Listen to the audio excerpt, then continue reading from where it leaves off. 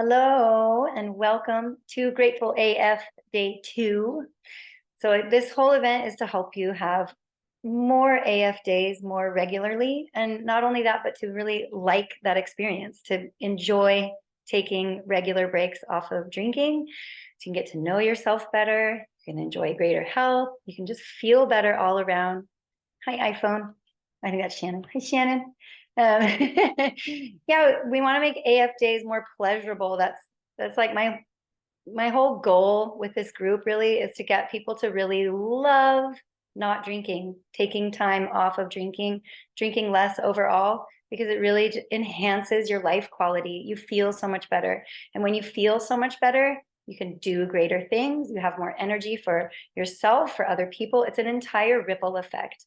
You'll notice that your relationships are enhanced, that you're clearer thinking, you do better work. It's like there's no harm in any way, shape, or form by drinking less. So I just find it so valuable. That's why we're here, the long and the short. So the recap of how to play, if you want to play to win a one-on-one session with me, which is really awesome because you get to like spill the beans in a really safe and comfortable professional environment. With a professional coach who can help you see things that you can't see. So because we all have blind spots, right? And if we didn't, then everything would be great because we would see them and we would know how to fix them. But you can't fix what you can't see. And so that's why working with a coach or a professional in regards to your drinking is so valuable. So that's why I'm offering a session. And here's how you can win. You show up on the Zoom, as some of you are right now, or you watch the replay and then type in the chat that you watch the replay. You apply the technique or the mindset training that I offer for that day, and then you write about your experience. It looks like the conversation has moved over to Messenger and to the Messenger chat that is attached to this event in the Facebook group. So that's where you can find that. There's some commentary there about people's experiences yesterday, and I love reading them. So please show up there and make yourself visible and allow the community to really come together so we all feel like this really isn't is such a shameful, it's not a shameful problem. It's like so many people have this issue, so many, and not everybody's doing something about it. So welcome to doing something about it. Cool. So drinking during the week really, for the majority of people, is trying to serve the purpose of transitioning from the day, right? The work day into the relaxation time, or like the time when you are telling your mind, trying to signal to your mind, I'm done with this day. Like I am done with this day now, and now is what I get. Now is my treat. Now is my reward. Now it's time for something else to happen that is not the earlier part of the day. That is not me working so hard. That is not me running around. It's like it's a signal to your mind and your body that now I get to relax, right? So for the majority of us, that is what drinking has done. It has solved that problem. It put the brakes on the day, it shifts gears, and it turns the time into something else. But not really, right? Like that is what we tell ourselves, and that is why we do it, is because we're telling ourselves that this is in fact what happens. But we all know that there's really something else that happens. We get more tired, we get more checked out, we then make poorer decisions than we normally would. We buy things on Amazon, or we eat shittier food than we normally would. So it's really a myth that we need to bust up. It is, it's a belief, right? And if you believe a belief, you're going to keep doing it, which is why it's so important to be self-reflective and to look at the things that you're telling yourself about what you think that drinking is doing for you. Because as long as you say that it is, you're going to keep doing it. And it's not that there's anything wrong with that. That's how our minds work, right? And that's why we have habits. Habits are systematic ways of thinking and doing that solve problems for us. And that's how we've adapted. And that's how we've stayed alive as a species, is because we have habitual patterns. We don't go looking for the water every single day. We know where it is, we make a beeline to it, we come back. So we have these systems inside of us that help us function and think less, and then thus preserving energy for other things. But when there's a maladaptive system in place, such as drinking to relax or drinking to have fun, drinking in order to try to solve a problem, and that becomes habitual, we now have a maladaptive habit. We have a maladaptive system in place that can become hard to break. But when we really look at it, like when we start breaking this thing apart and like changing little bits of it, it is flexible. It's not a fixed state. So that is what we're going to talk about today. So yeah, let me get my handy dandy visual. I drink a lot of coffee, so I'm like, okay. What is a habit? A habit is an attempt to solve a problem. And when the attempt works, right, when we find pleasure in it, we do it again, and then we do it again, and then we do it again. And then we've taught our brains, we've created really strong neural pathways that this is the solution. This is how I get from A to B, such as this is how I unwind at the end of the day. Open a bottle of wine. It becomes automatic because we cease to think about it. But when you start to think about it, you find that there are other solutions that can give you the same effect without the hangover, without the nausea, without beating yourself up for doing something that really we all know and are learning is not the best for us. So cue and trigger I use interchangeably. If you watch the video from yesterday, I explained that there, but a cue is something that's more visual, that excites your brain to then go do something. It's an external circumstance, where the trigger is something that happens internally. It's a response. It's like an emotional response or an energetic response to a stimulus. Okay. So let's say the cue is that it's dinner time, or the cue is that you're off work, or the cue is your friends are going to happy hour, right? And then the routine, well, let's jump ahead. The cue sets the whole system in motion, right? But the whole end game is to get to the reward. And the reward is a feeling. The reward is a way that you want to feel. That's all it is, right? Because we only ever do anything because we want the feeling that we think or we expect that it's going to give us. And which is often to a fault if we're using drinking for it, right? Because it's a double-edged sword that does give you relaxation, but then maybe you fell asleep on the couch and didn't wash your face or put your pajamas on, right? It's like a whole host of issues. So to have the reward, right? We want to keep the reward because we do want to feel good. We do want to feel relaxed. We do want to feel certain ways. But then the idea is then we're going to substitute out the routine from drinking to something else. And you want to think about that now. So as early as it is, wherever you are in the world, start thinking about that, plan that for your day now.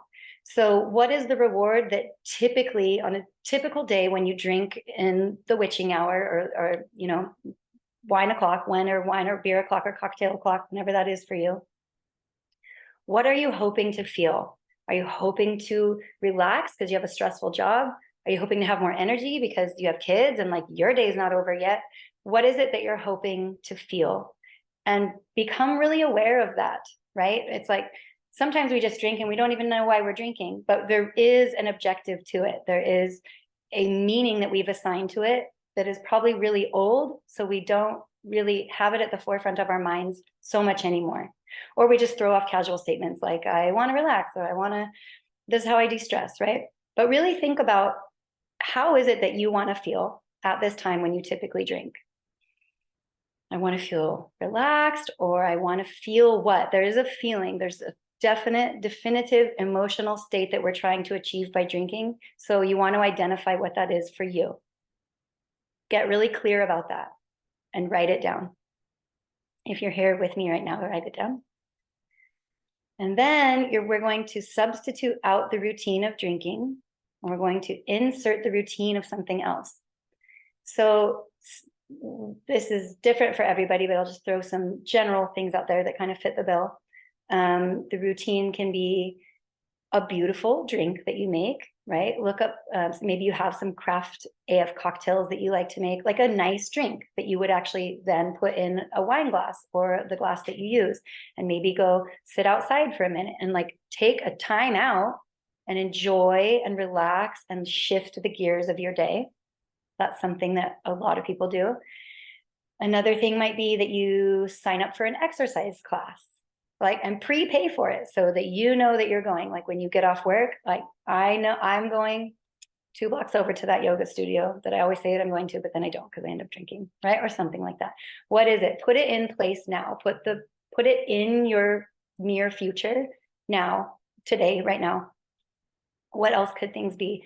Something as simple as just going out and walking around your neighborhood without a phone, preferably, just to like come into your body and take some deep breaths and to enjoy being outside, something that calms the nervous system, something that will offer the same reward that you were hoping to achieve with drinking. So identify what that is and put it in place so it's ready to go. Go buy the ingredients that you need to make a nice drink. Go buy yourself a nice craft alcohol-free beer. There's tons of those now, especially in the States. The plethora of things that you could choose from. A really nice kombucha, if you like. Pour into a glass. Create a routine around it so it has that specificity of being special and an interruption in your day where you're actually giving yourself something in hopes to get the reward.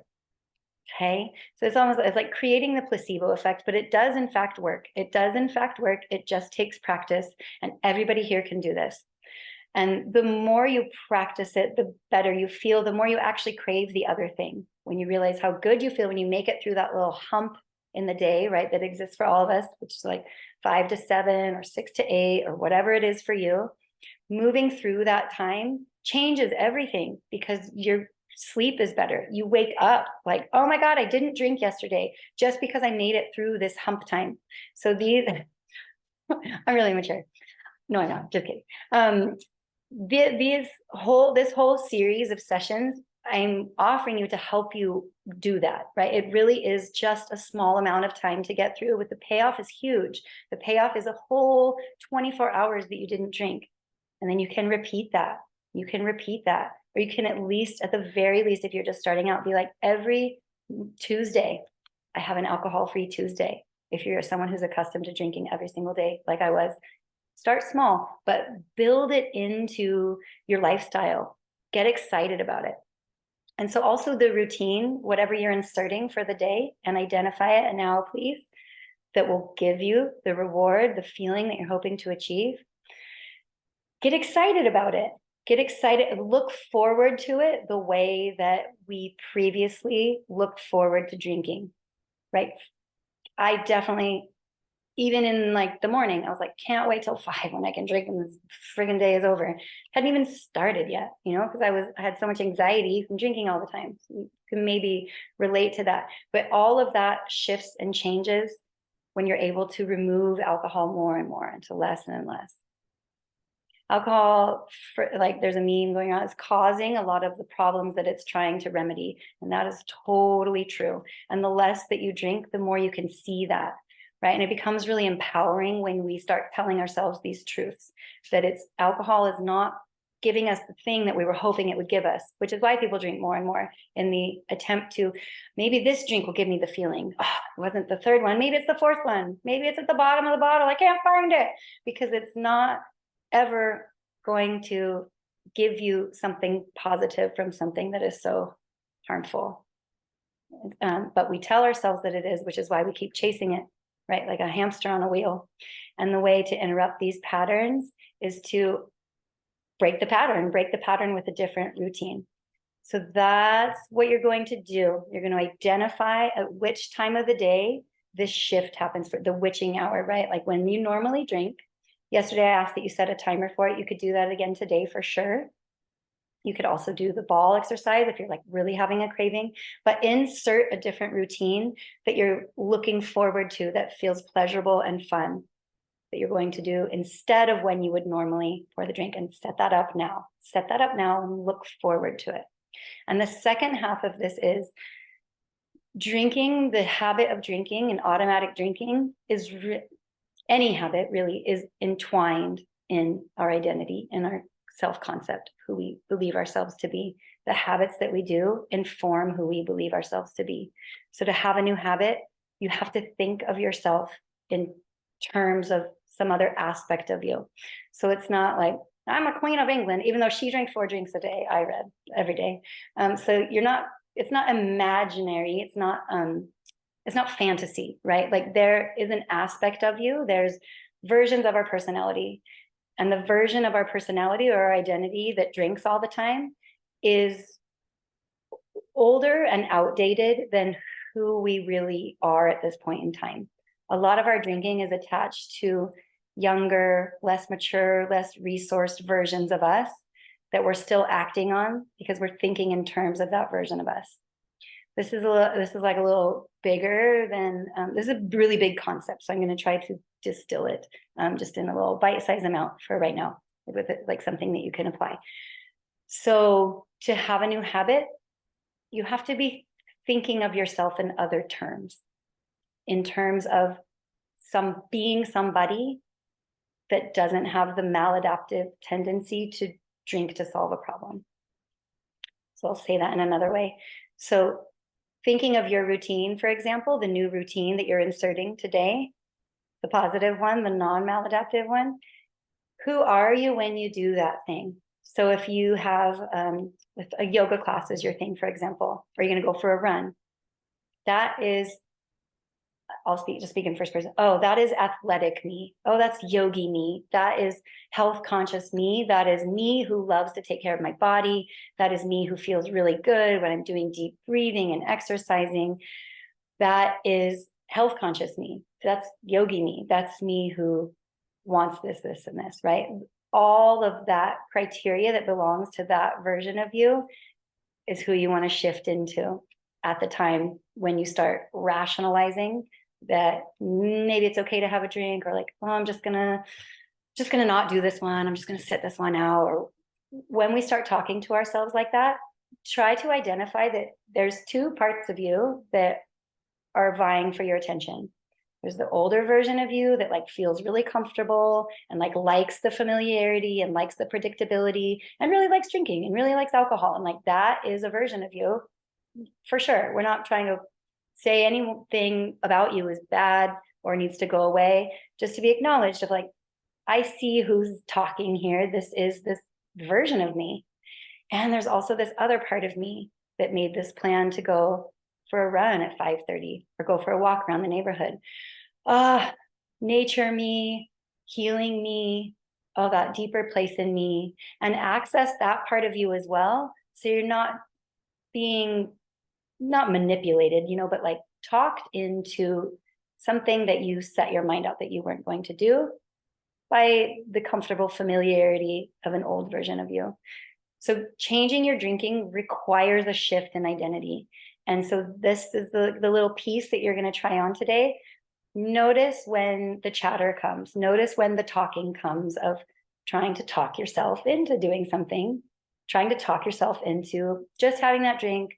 Oh, just, don't do grateful AF. Just no one will know. Notice that you're talking like that. Just notice that you're talking like that and assign those thoughts to a version of you. And then bring in this other version of you that really wants the change, that really is excited about the new routine, that really loves waking up and feeling energized, this version of you, and let this part of you speak as well. And sometimes I ask myself like, oh, what would Yogi Jessica do right now? So like I do all of these things all the time, these tips and techniques that I'm sharing with you, I do them too. It's easier the more you go on, and sometimes you don't even have to do anything. It just becomes natural to not drink on days that you've assigned alcohol-free days. But while you're learning, do the things, right? Mindful drinking is a practice. It's a skill, and you need to practice it to get better at it.